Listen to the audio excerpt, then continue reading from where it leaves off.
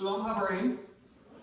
Hello, friends. It's weird to do it now because I've been talking for like 10 minutes, but that's what I do. We have to start the sermon that way. I actually didn't start last sermon that way, and it felt weird. But what has been normal anymore? I don't know. So we are familiar with goats. I've probably seen more goats around here than sheep, but we know goats. Like goats, we see them, they eat anything. You've heard that goats will eat thorns if you put them in an old pasture. They help clear the brushes. And there's even that rumor that goats will eat tin cans. You ever seen a goat eat a tin can? Neither have I, but that's what they say. But I've also heard that sometimes sheep will eat tin cans. And you know what happens? What do you get when a sheep eats a tin can? Steel wool. You're like, all right. It's so different from one service to the next. I got a comment from the last service, but this tin can should be steel or tin wool. Like, all right, you're listening. That's the important thing.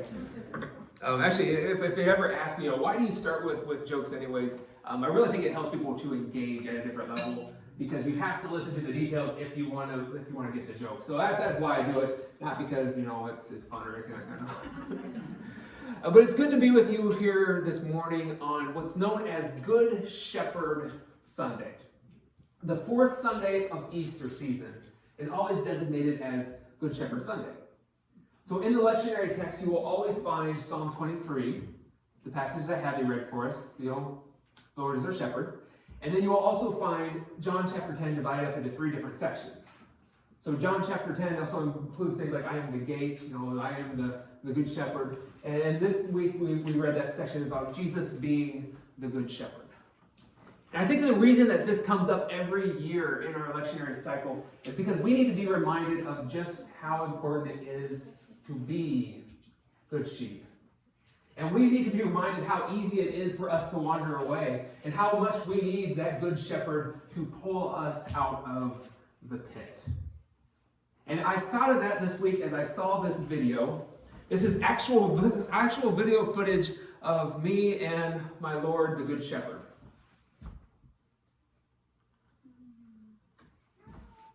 So here you see a sheep stuck in the abyss, stuck in this pit. And this young boy pulls the sheep out. That's not abusing the sheep. He is free. Oh, no. It gets even better because they show it here in slow motion.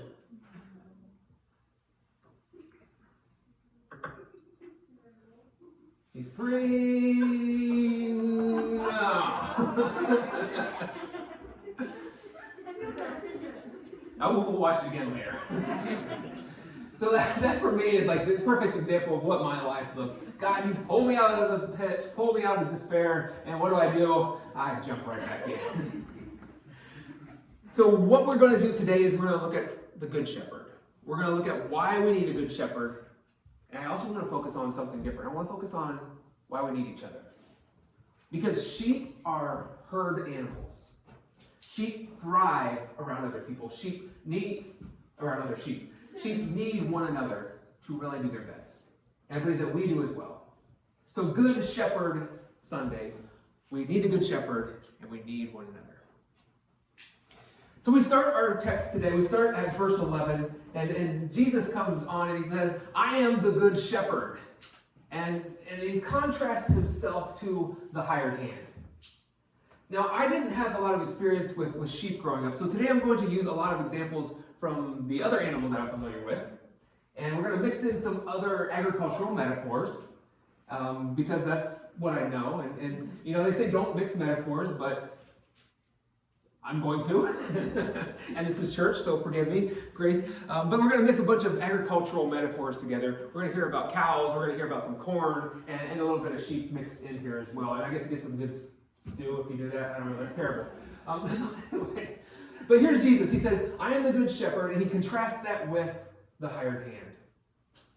So everybody here knows I grew up on a dairy farm, and we had 100 cows or so that we would milk, and you have to milk cows twice a day, every day, 365 days a year. We have the crops to grow, we have all the chores to do, things break down, you've got mechanical work. So we always had at least one hired man employed on the farm. Now, these people, some of them had some strengths, and all of them had some weaknesses. Many of them had many weaknesses. Like I remember, for instance, we had this one guy that grew up on an Amish farm. He grew up in an Amish family. And he was really good with animals, but he was really hard on machinery. A good guy, tractors move slowly, but like he would run into stuff all the time. He would be scraping up the machinery, running into posts, even running into a barn. All these things. He would always be making more work for us. Now you got to fix this wagon because he ran it into the barn. And don't even ask him to try to back something up. Anybody here that's ever backed up a trailer, you know there's an art form to it. So this guy, I don't know, like surely he backed up something with his horse and buggy growing up, but I don't know. He just couldn't drive. Now the hired hand, when you contrast it to the actual owner, the hired hands were often, they may be drawn to this kind of work because they like animals, they like cows. But if we're really honest, and some of you I know have been like bosses before, why are they there? Make money. They're there for the I think they got paid all that. They're there because they're wanting to get paid. They need to make a living as well. So when things get tough, like if their life was in danger, oh well, you know what? I'm gonna just go off on a tangent here. Yeah, that's dangerous. I remember one time that we had a pipe that was used to transport manure that got clogged up, and somebody needed to crawl through it. Yeah. Guess who quit that day? No, it wasn't. He didn't actually quit. But the hired man's not going to do that. Things get tough, things get gross, things get dangerous. The hired man's like, no, I'm out. Like you don't pay me enough to do this. And it reminded me of that joke of how like there's these two people out camping. And all at once they're woken up in the middle of the night by a grizzly bear outside their camp. And then one of the guys starts putting on his shoes, and the other one says, "What are you doing? You're never going to outrun a bear." And he says, "I don't have to outrun a bear. I only have to outrun you." So Jesus says in his example, he says, when the wolves show up, the hired man is out of there. Like he doesn't care. He doesn't have to outrun the wolf. He only has to outrun the sheep because the wolf is just looking for something to fill his belly. And Jesus compares and contrasts this hired hand to himself. Because Jesus is the good shepherd. Here's verse 11 in its entirety. It says, "I am the good shepherd.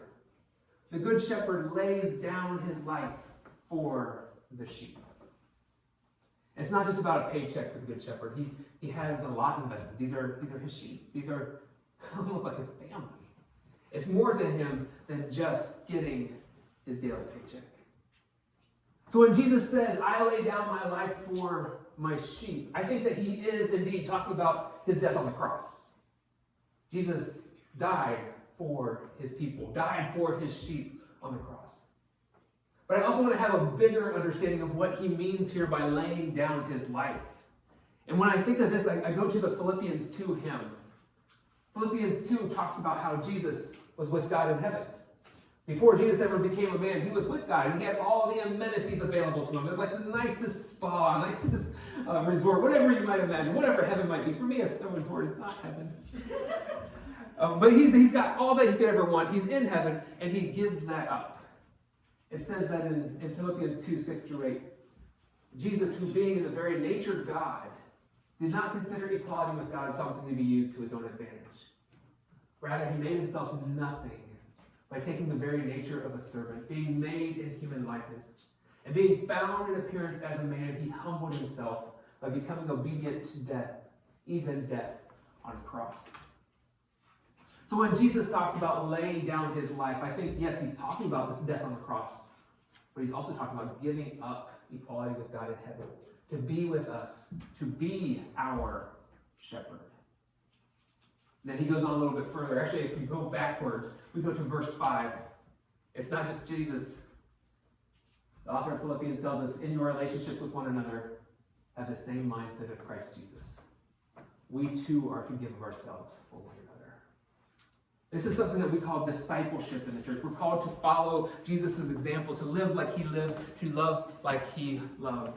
And a part of loving and living like Jesus means sacrificing, giving things up, laying down our lives for one another. Now, it doesn't necessarily mean the cross, but it does mean we have to make sacrifices. Let's move on to verse 14. Jesus says, I am the good shepherd. Wait, let's just pause right there, okay? If you haven't picked up on it yet, who is the good shepherd? It's a Sunday school answer, right? The answer is always Jesus. So who's the good shepherd? Jesus. Jesus is the good shepherd. And he says, I know my sheep, and my sheep know me. So let's look at that backwards. Let's look at that in reverse. My sheep know me. That should not surprise us. You've all heard of Jesus, right? You've probably read about him somewhere. I point to this entire book, which is like one of the best-selling books of all time. He's like the main character here. Like, you've heard of Jesus, right? I can show you these pictures that people have in their home of this guy with long hair and a beard, and he probably didn't look like that, but people are still like, yeah, that's Jesus. Of course we know who Jesus is. It's like thinking of celebrities. Like, we know all sorts of things about celebrities or athletes. I could ask people like statistics about football players, and they're like, oh yeah, he ran for 1,000 yards back in 1997. Or a certain baseball player, and he hit 321, that's probably too high. He hit 300 in 1927. Or how tall is this basketball player? We know these things because they're celebrities. We know things about them. You could probably tell me, maybe you could, like, who is Kim Kardashian married to right now? Thank you for not knowing that. She is married to Kanye right now, but they filed for divorce, so. Anyway. They are. Sorry, that's another tangent. But the point is that I'm trying to make is we get that. The sheep know Jesus. We're not surprised by that. But Jesus knows the sheep. What's more impressive is the shepherd knows each of us. So I'm going to use my agricultural background a little bit more here as an example. And so we're moving from sheep to cattle here. So I grew up on this dairy farm, and if you grew up around animals, you know that they're more than just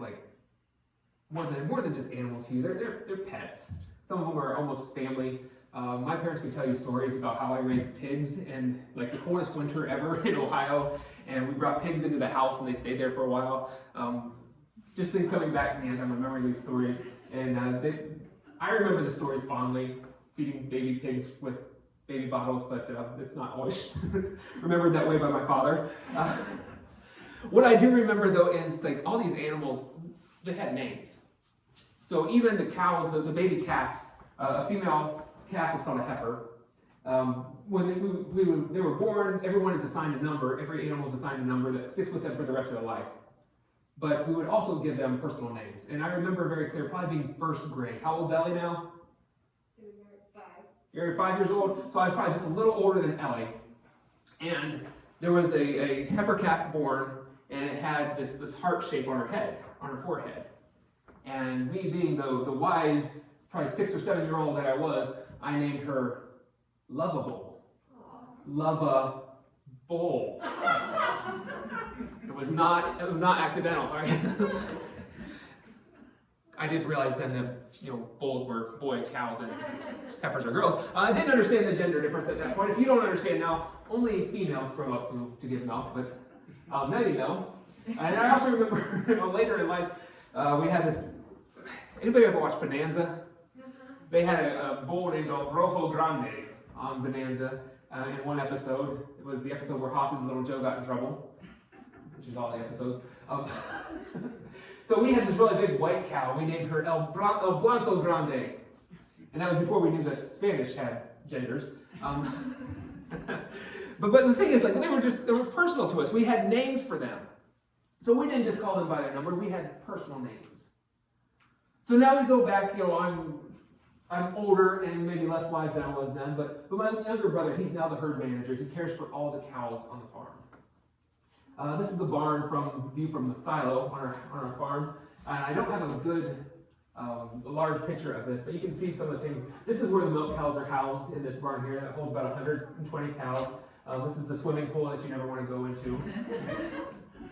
You can actually see the tractor with a mixed wagon right there. They just finished feeding the cows, and that field was just harvested. I grew up in a house that's kind of up here off the picture. But this is his life. So you walk into this barn, and they milk about 100 to 120 cows. And that means that they also have about 100 young stock as well. Heifers that, from the age that what age are they born? From the time that they're born until the time they enter into the milking herd, you're caring for them, raising them up. So you have all these records, and these cows are assigned these numbers at birth, and the records and the numbers, they move with them through all of their life. And you remember that this calf was vaccinated at this age, and this one had to receive penicillin because she was sick, and this one got this issue, and this one had that issue. This is the age when they were first bred, and this is the age when they first had their calf, and this is who they were bred to, and this is what they had. And you write all that stuff down, so you have it for your records. But you go through this barn with my brother, and you look at a cow, and you point out to that cow, and you say, "Who's that?" And he'll say, "Well, that's 647. She freshened in March. She gained 80 pounds last month. She is the daughter of this cow, and her father is that one." Okay, well, how about this one over here? Well, that's 927. She freshened in October, and she's bred back now to this bull, and then she had this heifer calf, and her heifer calf is sired by this bull, and she had this many pounds of milk so far in her current lactation. And he can just tell you like who's been sick and what happened to them and how they treated them, and all this just kind of sticks in his mind. Because for him, this isn't just about a paycheck. Let's be honest. If you're in it for the paycheck, you're in the wrong business, brother. No, this is his life. He cares about these animals. And he probably wouldn't call them his pets, but yeah, they're like pets to him. You can walk out and then they know, like, especially if you hear that tractor going through the barn, it makes a certain hum as you are unloading the feed. They know here goes Brian. He's feeding the cows. They're up. They're going to go get the food. They know him, of course, and he knows each of them. All 220 or so different cows there, he knows all about them. So if my brother, who shares the same DNA as I do, knows all of those things, how much more so does God know about us? How much more so does God, the Good Shepherd, know us? And not only does God, the Good Shepherd, know us, God wants what is best for us.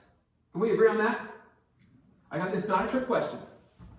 Do we agree God wants what's best for us? Do we agree that God knows what's best for us? You remember, okay, everybody here was at least somewhat nodding along. Nobody was disagreeing with that. Remember that. Hold on to that.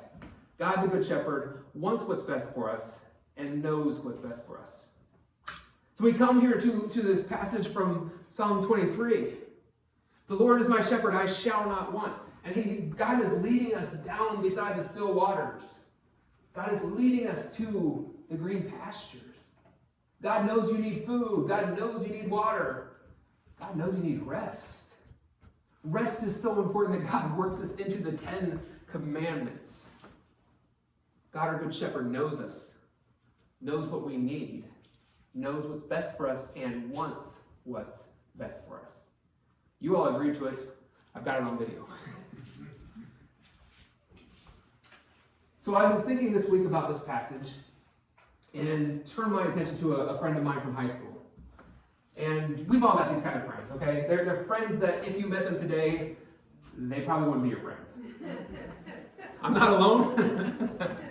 So there's something about, online friendships, these like Facebook and things like that. You can be friends with people that I haven't seen this guy for 20 years. And like I said, we've just gone very different ways with our lives. We have very different opinions.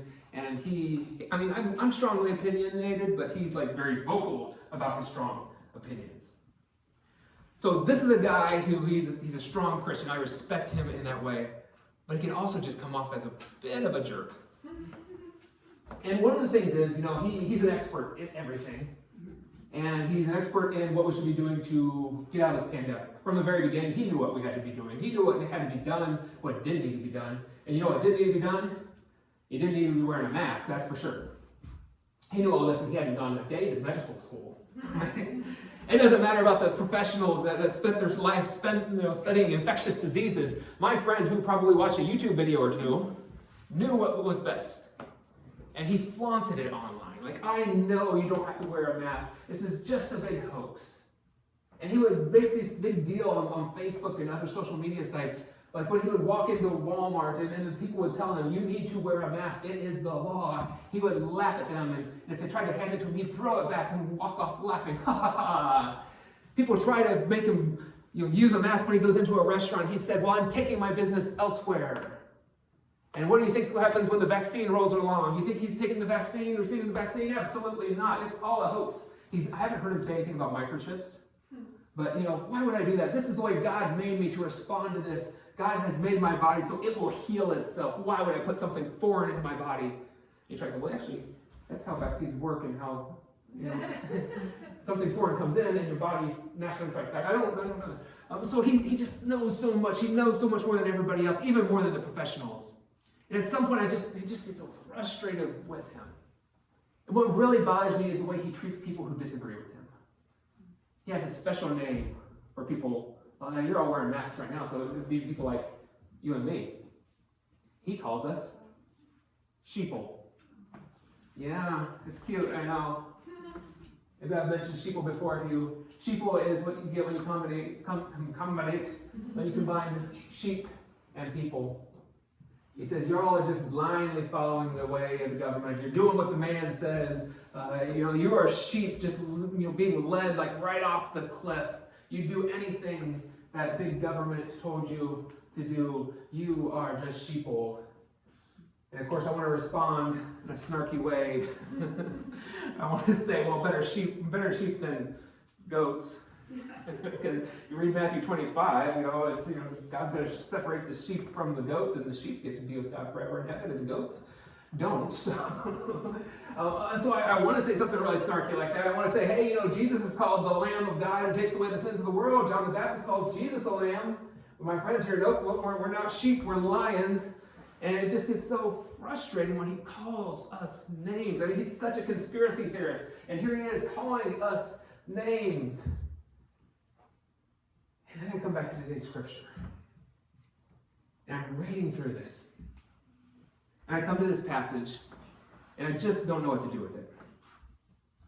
I come to this verse, Psalm 23, verse 5a. And the psalmist writes, you prepare a table before me in the presence of my enemies. Have you ever really taken the time to think about what that means? So I guess I've always thought of it as if like here's this great table. And God is putting all my favorite food on this table. Okay, help me out here. What's your favorite foods? Yell it out. Yell it.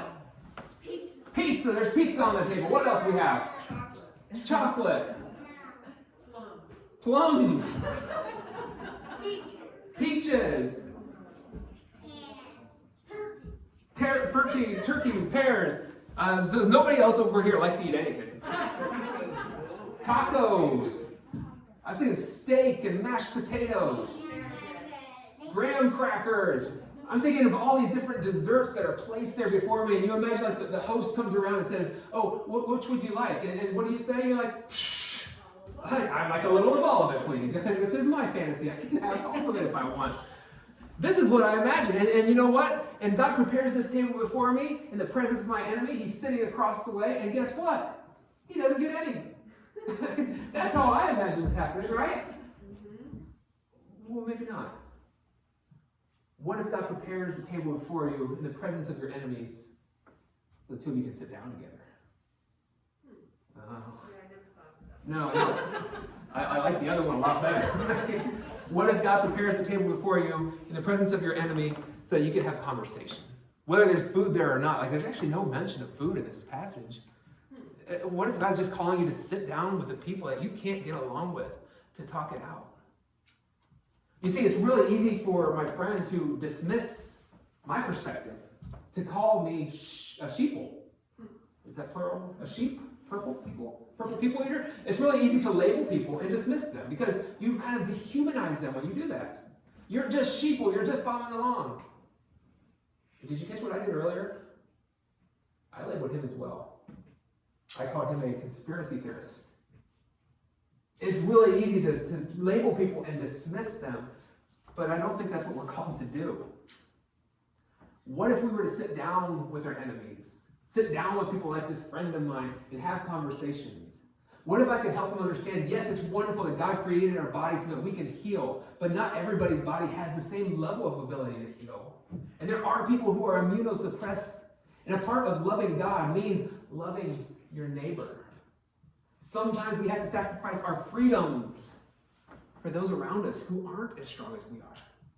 What if I sat down with him and explained that to him rather than having some sort of online banter back and forth? And what if, just what if, I sat down and talked to him and realized, hey, I have a few blind spots as well. Oh, it was so much more fun whenever we had this conversation about having all this food in front of us and not inviting them to the table. But I don't think that's what's happening here. And guess what? Everybody here agreed when I said, the Good Shepherd knows what's best for us and wants what's best for us. It's not the easy thing to do, but I do think it's the Christ-like thing to do. So why does God want us together? It's because we are herd animals. Sheep are herd animals. Sheep are stronger together. If you get one sheep running off on its own, it is more susceptible to danger. It is more susceptible to that wolf that may come in. It's more susceptible to fall in that pit. You keep the sheep together, they are stronger as a unit. And the same is true with us as humans. We too are herd animals. We were created for one another. We were created to have these difficult conversations with our enemies who disagree with us, who will call out our blind spots, help us to see different perspectives. And together, we're stronger than we were apart. And I found a really good story. Ben True shared this online this week. I kind of had his permission to share this. I talked to him about it. It was funny. So I asked him if I could share this story. I said, Ben shared a story with me the other day. I want to share it with you now. He's like, oh no. But it was a good story. It actually shows the goodness that can happen online as well. And it uses another agricultural metaphor. This time, we're moving from cattle, from sheep, to corn. So this is more of a modern day fable or something of that nature. So it didn't really happen, but it's one of those things that could happen and teaches us a lesson. So the story goes that there was this farmer who had the best corn in the county year after year. People would drive by his farm just to look at his corn. And if you didn't grow up in the country, maybe you don't get that. Some are like, yeah. It's like, Sunday afternoons, what did you do growing up? Like, we used to look at other people's crops like that. You laugh, but that's what we did. And I turned out all right, too. Thank you. So this guy had the best crops in the county. People would drive by his farm just to look at the corn. He would submit his corn to the county fair, and it would always get the blue ribbon.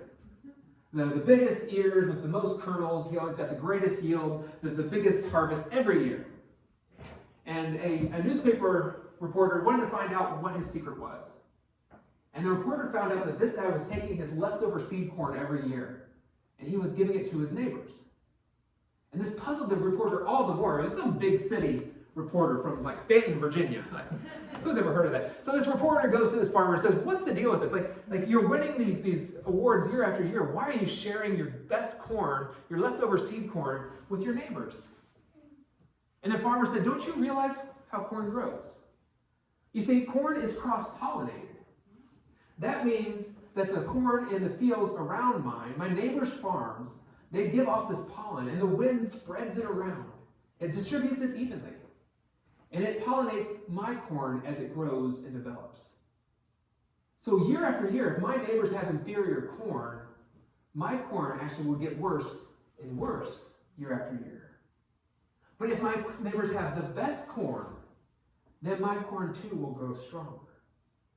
So the secret to having good corn is to make sure my neighbors have good corn as well.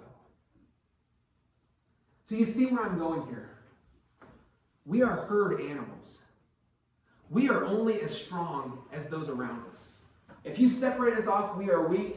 If you put us together with an inferior person, we are weaker. But when we are together and stronger, we can lead the most productive and God-fearing lives. We can make the biggest impact in our communities and in our homes when we work together. God is our good shepherd. He came to this world in the form of Jesus. And Jesus taught us how to do that. And a part of being in a herd means loving people. Even sitting down with your enemies.